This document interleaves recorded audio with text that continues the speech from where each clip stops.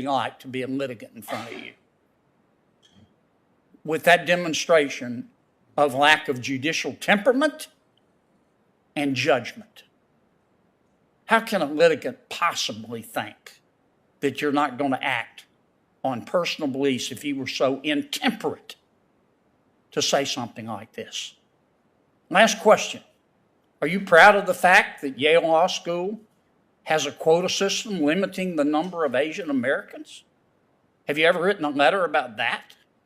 Or does that not, where does that fit in your socioeconomic view of the world that you think everybody else should adopt and you will impose if you're in a position of power?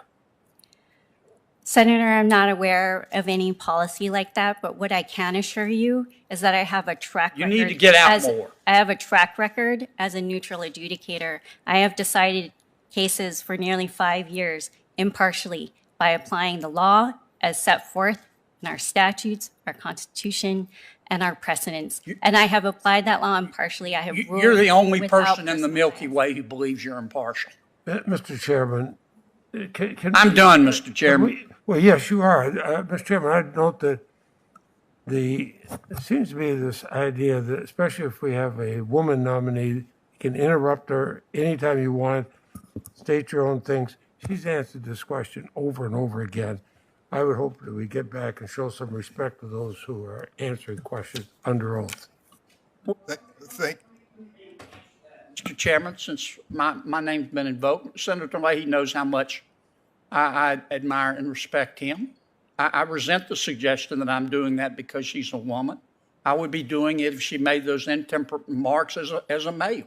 And I don't believe the senator has any evidence to show. A Senate hearing turns explosive as pointed questions spark a heated clash. What begins as routine questioning quickly becomes a fierce debate over impartiality, bias, and respect for the rule of law. The exchange leaves senators divided and the nation watching. Somehow being misogynistic. I have respect for the rule of law, whether it's by a male or a female. Gender has nothing to do with it. I have respect for this committee, but I also look at the record of how the votes go on nominees. And I've seen it in my years here, which is longer than anybody else in this. I've seen a disproportionate number of votes. I'm not referencing any particular senator. You can go back and look at your own record. A disproportionate number of votes against women and people of color, especially women of color. I've seen that. I've mentioned that before without mentioning any particular senator. Every senator has the right to vote as they want. But let's all stop and think of what we're doing. I've heard senators talk about, well, Democrats are against any nominee to any Republican nominee to the Supreme Court.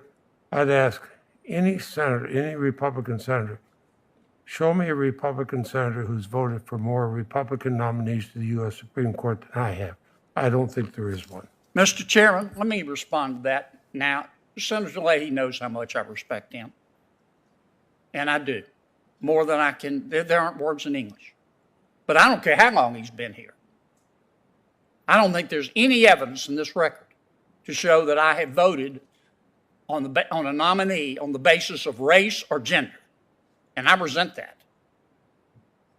We're going to terminate this conversation and go back to the business of the committee. And I believe that Senator Blackburn is the next person up for questioning. Senator Blackburn. Thank you, Mr. Chairman. I appreciate that. Justice Robinson. For a more profound political discourse, please like, comment, and subscribe for more further insights.